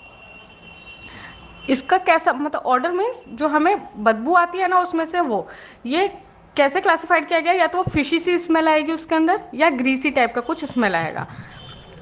आप ऑर्डर एंड टेस्ट को साथ में ही चेक कर सकते हैं। अगर आपको उस वाटर में से कुछ फिशी टाइप स्मेल आ रही है तो वो पानी गंदा है। नाउ फोर्थ है हमारा सस्पेंडेड सॉलिड। सस्पेंडेड सॉलिड जो है ये हमारे इनऑर्गेनिक पार्टिकल होते हैं एंड ऑर्गेनिक पार्टिकल होते हैं। इनऑर्गेनिक पार्टिकल कौन से, like silt, clay, fine sand वगैरह। एंड ऑर्गेनिक पार्टिकल्स कौन से, जैसे प्लांट का कोई रेजिड्यू बच गया या बैक्टीरिया, एल्गी, ये सब जो वाटर में प्रेजेंट होते हैं यही हमारे सस्पेंडेड सॉलिड होते हैं। इन पार्टिकल के जो साइज हैं, सस्पेंडेड सॉलिड के जो साइज होते हैं वो हमारा 100 माइक्रोमीटर से माइक्रोमीटर के बीच में होता है। ऑर्गेनिक मैटर का अगर डिग्रेडेशन होता है तो वो एक फाउल स्मेल हमें प्रेजेंट कर, ठीक है। ये हम कैसे रिमूव कर सकते हैं सस्पेंडेड सॉलिड को, this may removed by detaining water in clarifiers और sedimentation tank and filtering water through sand beds. Fifth is temperature. Temperature क्या है, ये हमारा एक one of the most important parameter है फिजिकल पैरामीटर का natural surface water system. The shallow water bodies are affected by ambient temperature while discharge of thermal power waste water which is too hot may alter flora and fauna। Biological activities जो हैं ये हमारी increase कर देती हैं, increase होती है increase in temperature. जितना ज़्यादा टेम्परेचर इंक्रीज होगा उतना बायोलॉजिकल एक्टिविटी उस वाटर के अंदर इंक्रीज होगा। जो टेम्परेचर ऑफ वाटर होता है जो हम डोमेस्टिक यूज़ के लिए हमारे घर पे सप्लाई होता है वो 10 डिग्री टू 20 डिग्री के बीच में होता है। ये हमारे थे physical parameters, water quality parameters के। फिजिकल पैरामीटर्स से फर्स्ट हमारा टर्बिडिटी के बारे में हमने पढ़ा, second colour, third order and taste, fourth suspended solid and fifth temperature. Now come to chemical parameters. Chemical parameters के बारे में देखते हैं। केमिकल पैरामीटर्स हमारा फर्स्ट है total dissolve solid, TDS। TDS क्या होता है, दीज इंक्लूड्स जो सॉलिड सस्पेंशन में है उनको भी, कोलाइडल है उनको भी, एंड जो डिजॉल्व फॉर्म में है उनको भी। ये तीनों को इंक्लूड करता है। जो इसका नाम ही है टोटल डिजॉल्व सॉलिड। जितना भी उसमें वाटर में डिजॉल्व सॉलिड है, चाहे वो सस्पेंशन में है, चाहे वो कोलाइडल है, चाहे वो डिजॉल्व फॉर्म में है, वो सारा सॉलिड। इसमें क्वालिटी ऑफ सस्पेंडेड सॉलिड जो है वो हम डिटरमाइन करते हैं कैसे, बाय उसको हम फिल्टर करवाते हैं वाटर सैंपल को थ्रू अ फिल्टर, फिर उसको हम ड्राई करते हैं। जब हमने फिल्टर से एक बार उसको पास करवा दिया तो फिल्टर के ऊपर जितना भी सॉलिड सस्पेंडेड सॉलिड होगा वो जमा हो जाएगा, तो उसको हम उसका ड्राई करेंगे, सुखा देंगे और उसका हम वेट करेंगे, तो हमें पता लग जाएगा इस पानी में कितना हमारा सस्पेंडेड सॉलिड था। ये हमारा सस्पेंडेड सॉलिड का था। एंड जो हमारा डिजॉल्व एंड कोलाइडल सॉलिड होता है वो हम कैसे डिटरमाइन करेंगे, उसको हम इवेपोरेट कर देंगे filtered water and weighing the residue. जो हमारा जितना भी वाटर है फिल्टर्ड वाटर उसको हम इवेपोरेट करवा देते हैं, और जो नीचे हमारा रेजिड्यू बच जाएगा उससे हम समझ जाएंगे हमारे डिजॉल्व एंड कोलाइडल सॉलिड कितने हैं इसमें present. Second pH, chemical parameter का सेकेंड पैरामीटर है pH। pH क्या है, ये हमारा डिफाइन होता है as a negative logarithm of hydrogen ion concentration in water. ये हम मेजर करते हैं डिग्री ऑफ एसिडिटी और alkalinity of water. It is the measure on pH scale which varies from 0 to 14। ये तो आप सबको पता होगा कि अगर pH 7 पे है तो वाटर हमारा न्यूट्रल है, अगर 0 to 7 होगा उसका तो वाटर हमारा एसिडिक है, एंड अगर 7 to 14 है तो वाटर जो है वो अल्कलाइन है। तो 7 जो है वो हमारा न्यूट्रल होता है। अगर आपको नहीं पता तो आप इसको याद रखिएगा। थर्ड है हमारा एसिडिटी। एसिडिटी क्या होता है, it is the capacity of substance to neutralise hydroxyl ion OH minus basics. ये एसिडिटी हमारी क्यों होती है, due to the presence of minerals and dissolution of carbon dioxide. Fourth हमारा है एल्कलिनिटी। एल्कलिनिटी ऑफ वाटर जो है ये हमारा मेजर होता है by its capacity to neutralise acids, that is to absorb hydrogen ion without significant pH change. Fifth है हमारा हार्डनेस। हार्डनेस ऑफ वाटर जो है वो हम डिफाइन करते हैं the soap destroying property of water. The hardness may be temporary and permanent. Hardness दोनों type का होता है, temporary and permanent. Temporary hardness जो होता है वो हम रिमूव कर सकते हैं वाटर को बॉयल करके, वाइल अगर हमारा परमानेंट हार्डनेस है it can only be removed by special treatments, जैसे हम EDT वगैरह करते हैं। सिक्स्थ है क्लोराइड्स। क्लोराइड्स हमारे क्या है, chlorides are mainly due to the intrusive of sea water, industrial waste and domestic waste into water supply scheme. Chlorides जो होते हैं वो हमारे प्रेजेंट होता है वाटर में in the form of calcium chloride, sodium chloride and magnesium chloride. Seventh fluorides. Fluorides हमारे क्या होता है, water source contains natural fluorides. Fluorides are mainly associated with some sedimentary and igneous rock. It is toxic to human and animals in large quantities, while small concentration can be beneficial. ये 1 mg पर litre से ज़्यादा नहीं होना चाहिए fluoride किसी water में, या तो कहीं कहीं पे 1.5 mg पर लीटर भी दे रखा है। Eighth, metals. मेटल्स क्या है? All metals are soluble to some extent in water. Metals in natural water includes dissolution from natural deposit, discharge of domestic, industrial और एग्रीकल्चरल वेस्ट। नाइन्थ है हमारा ऑर्गेनिक मैटर, जो chemical parameter है। Organic matter आपको पता ही है, अभी आगे हमने इतनी बार डिस्कस कर लिया। ऑर्गेनिक मैटर हमारे जैसे प्लैंकटन वगैरह हो गए, या प्लांट रेजिड्यू, बैक्टीरिया, एल्गी, ये सब जो हो गए, ये हमारे ऑर्गेनिक मैटर है। Now biological parameter. Biological parameter क्या है? वाटर जो है उसमें बहुत सारे लिविंग ऑर्गेनिज्म है, जैसे कि protozoa, bacteria, virus. But pathogen जो है वो बहुत ही ज़्यादा इम्पोर्टेंट है, बहुत ही ज़्यादा हार्मफुल है। पैथोजेंस जो है ये हमारे डिजीज़ के लिए बहुत, ये हम की प्रेजेंस से डिजीज़ बहुत ज़्यादा होते हैं। एंड ये पैथोजेंस जो है इन्हीं को हम कैसे फाइंड आउट करते हैं? ई कोली टेस्ट से। ई कोली टेस्ट हमारा most probable number of pathogens बताता है। जो हमारे कंबाइंड ग्रुप होते हैं 2 बैक्टीरिया के, वो हमारे पैथोजेनिक एंड नॉन पैथोजेनिक दोनों होते हैं। एंड इसको हम बी कोली ग्रुप से बुलाते हैं, that is bacteria and oil. Common bacteria in this group is known as E coli. I hope you like this video, and if you like this video then please do like, subscribe and share this channel. Thank you. Okay, so you saw some water quality parameters. So you saw some of the water quality parameters. Here also, if you see this book, these things are here. Dissolved oxygen, and what is the amount of dissolved oxygen? Natural dissolved oxygen about 7 milligram per liter, 7 to 8 milligram per liter is the desired dissolved oxygen level.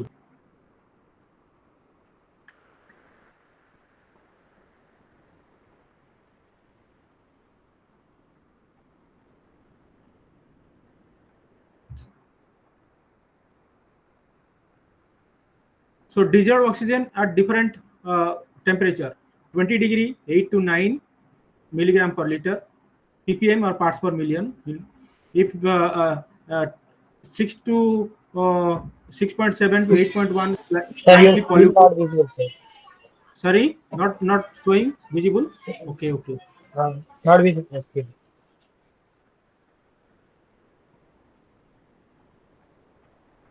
Now it is visible. Okay, sir. Now visible. Yes, sir. Now visible. So from the DO, dissolved oxygen level, we can classify the water whether it is good, slightly polluted, moderately polluted, heavily polluted, grossly polluted. So if it is 8 to 9 ppm at 20 degrees centigrade, which is the natural level of DO in the water, it is called water is good quality. If it is 6.7 to 8.1, slightly polluted, 4.5 to 6.7, moderately polluted, 4 to 4.5, heavily polluted, less than 4.5, grossly polluted. That means as the dissolved oxygen level decreases, it indicates the water is polluted. Next is biological oxygen demand, BOD. So what is this? The capacity of organic matter to consume oxygen in the water body is known as biochemical oxygen or biological oxygen demand. Is a measure of amount of oxygen required to aerobically oxidize the organic waste in the water body. So if our water has a more amount of organic waste, then the BOD will be higher and water will be more polluted. Higher is the BOD, higher will be the pollutant level. So you can calculate here how to find out the BOD there. So you just go through them by yourself. I don't have much time left, 20 minutes. I have to so many. So then chemical oxygen demand. It is basically chemical oxygen demand is done by using strong oxidizing agent, potassium dichromate, sulfuric acid. So what is this? So it is basically the same biological oxygen. Any oxidizable matter is there present in the water.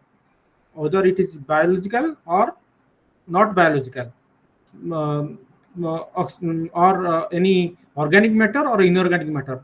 Entire organic any entire organic and inorganic oxidizable matter present in water is called chemical oxygen demand. So that always chemical oxygen demand is higher than biological oxygen. Biological oxygen is only the presence of organic matter, but here chemical oxygen is both organic and inorganic oxidizable matter present in the water. Acidity means pH 0 to 7 acidic, 7 neutral, 7 to 14 is basic. So basically, if water is around 7, then it's a pure, it's a not a polluted water. If it is acidic is higher or lower than 7, then it is polluted. Some kind of acidity is there. Alkalinity, capacity of water to accept hydrogen ion is called alkalinity. Excess alkalinity is accompanied with high pH. Higher the alkalinity, higher will be the pH. Okay, so then alkalinity and pH. So then acid base chemistry of natural water, how carbon dioxide dissolve. Already showed you previous yesterday in first day, first day I showed you how the carbonic acid is forming. So that is also acid base chemistry of water. Complexation and chelation means, like someone was asking what is a chelating agent. Ethylene diamine tetraacetate EDTA.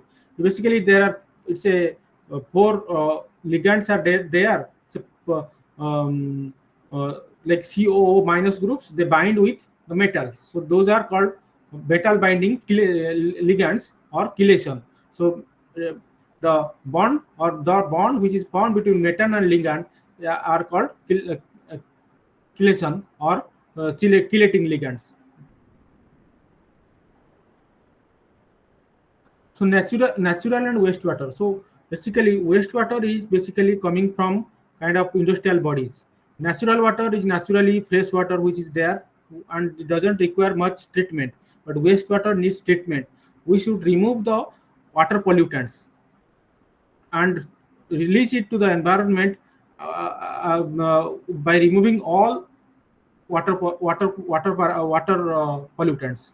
So but natural water is not mostly pollutant free and not that polluted. That is the difference between natural water and wastewater. Occurrence and importance of chelating agents. So chelating agent, I told you EDTA and TSO, they are very useful. Very if they are present, they will bind with the metals and produce other kind of metal ligand complexes. Okay, so then colloidal particles. In the colloidal means there are certain molecules like common salt which when put in water readily dissolve it in, make it a solution. Such particles have size as small as 1 millimeter.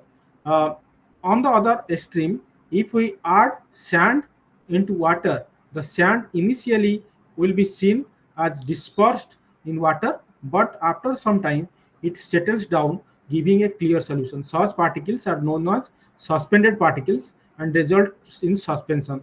These particles have size range thousands of nanometers. But what is a colloidal? Colloidal means colloidal particles may exist in solid, liquid, or gas, but particles of most environmental importance are those that occur in liquid or gases. So colloidal means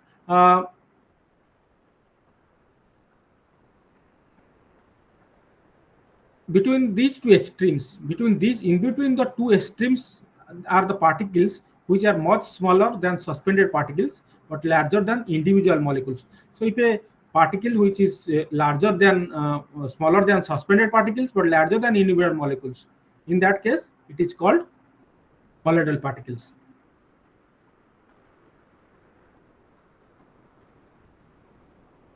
So what is the properties of colloidal particle? Tyndall effect, where it blocks the passage of light. The colloidal particles, when they lack turbidity, if a water is turbid, they block the passage of light. Same thing, the passage of light is blocked by colloidal particles. That effect is called Tyndall effect. Scattering of light is called Tyndall effect by colloidal particles is called Tyndall effect. Classification of colloidal particles: hydrophilic colloids, hydrophobic colloids. So if it attracts, binds to hydrogen, hydrophilic. If it repels the water molecules, then it is hydrophobic. Anything binds, the colloidal particle binds or attaches with the water, then it is hydrophilic. If it is not attaches to the water but it repels the water molecule, that is called hydrophobic. Stability, hydration, surface charge depend on two things: hydration and surface charge. Hydration means if it binds with water molecules, hydration, and layer of water molecules, surface charge. Surface charge on colloidal particle may prevent aggregation. If there is a charge on the surface of the colloidal particles, they prevent aggregation. Aggregation means coagulation and sedimentation process, where basically combination of particles to form bigger particles. So the same thing, combination of colloidal particles will be prevented if surface charge will be there. So colloidal properties of clay, aggregation of colloidal particles, flocculation is, someone asking about flocculation. Flocculation is basically when the colloidal particles are made to settle by bridging groups called flocculants. In results in aggregation of colloidal particles. So flocculation is basically aggregation of colloidal particles by adding a flocculant, a chemical reagent that it neutralizes the charge on the colloidal particles, surface of the colloidal particles, and they tend to aggregate to form bigger colloidal particles. Later on, they settle down due to sedimentation process. Understood?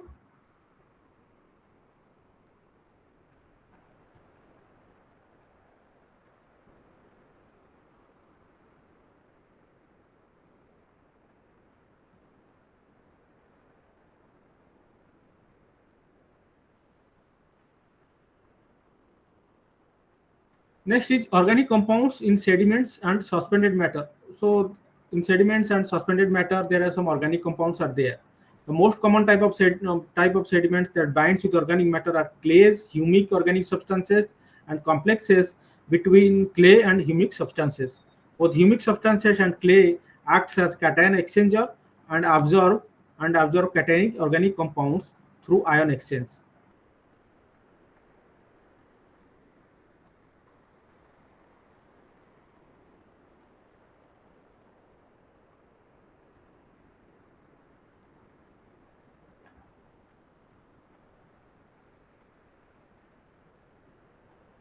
Actually, this is a very good environmental chemistry. Is a very good chemistry. So you should read it carefully and mindfully, so that you will have some idea about pollution chemistry and pollutants. In the 11th unit and last unit, chemistry of hazardous substances. What are the hazardous substances? Hazardous substances are the substances, they are combustible and they can catch fire, or they can be hazardous, they can be poisonous. So then in this chapter, in this unit, you have like combustible waste, physical chemical properties of those, reactive substances, corrosive substances, toxic substances, all these are there. Classification of hazardous substances, characteristics, explosives, gases, ignitable substances, oxidizing substances, organic peroxide, toxic and infectious substances are there. Radioactive material are there, corrosives are there, reactive substances are there. Okay, so explosive and flammable, what are those? Hazard source, characteristics, impact of hazardous waste in India. What is explosive and flammable? That means you can easily catch fire and explode. Okay, fireworks, ammunitions. Okay, so all those. Oxidizing, they are basically bleach, medical oxygen. So they are oxidizing. Ecotoxic, diethyl phthalate, pesticides. They're toxic to the ecosystem. Okay, so they can be accumulated they can pass through the body via bioaccumulation. Then toxic and chronic, so they are pesticides, biocides. Effect of fertility of soil and lead to soil contamination, so they are toxic. Peroxide waste, those are water pollutants. Okay, methyl ethyl ketone peroxide, MEKP. Poisonous, like cancer causing, or some they can cause physiological malfunction, abnormalities. So there. So mercury and arsenic salts, cadmium, so all these.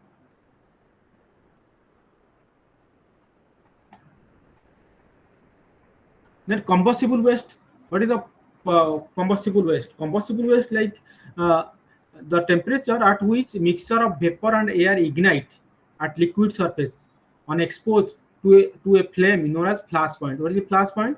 Flammable materials are those combustible substances which ignite easily on exposure to flame. So, for example, petroleum. You just stay there and just drop a just put a what cigarette or something, you are cigarette, or you can a match, put a match stick on that, it can easily catch fire. So that is called flammable. It has lower flammability and higher flammability. So what is lower flammability means? Value is that value of the vapor air ratio below which ignition cannot occur due to insufficient fuel. Upper flammability UFL is that value of vapor to air ratio above which ignition cannot occur due to insufficient air. So flammable and combustible solids, flammable liquids are there. So flash point and boiling point of the liquid. Flash point less than 23 degree, extremely flammable. Less than to less than 23 to greater than 35, highly flammable. 23 to 60 degree, flammable. 60 to 93 degree flash point is combustible. So this is how, by using flash point, you can classify a hazardous substance as extremely flammable, highly flammable, flammable, and combustible.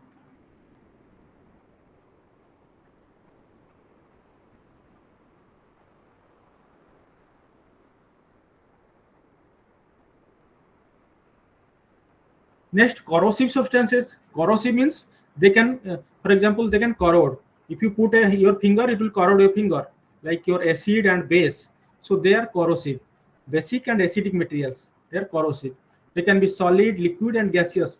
What are the solid? Solid like phenol, potassium hydroxide. So they're solid corrosive. Liquid like sulfuric acid, sodium hydroxide in water. Gas vapor like sulfur dioxide, nitrogen dioxide, ammonia, and hydrochloric acid vapors, they are corrosive. Am I audible to all of you? Yes, sir.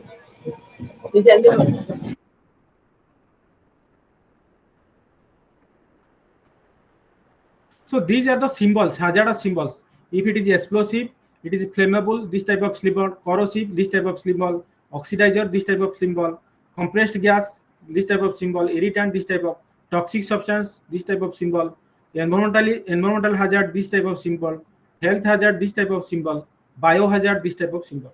So these are some different hazard symbols uh, to to characterize this, or to uh, to differentiate different type of hazardous material.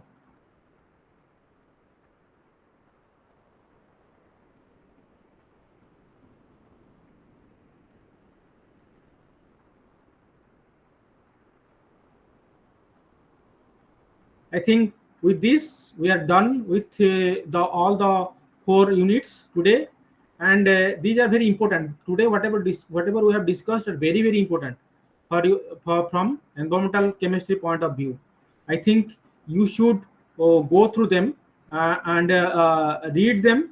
Uh, and if you have any doubt, we can discuss it tomorrow. Any questions from your end?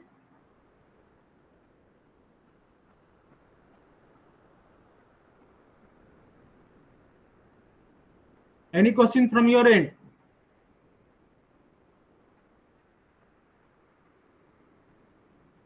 No, sir. Okay, so thank you again. So see you tomorrow then.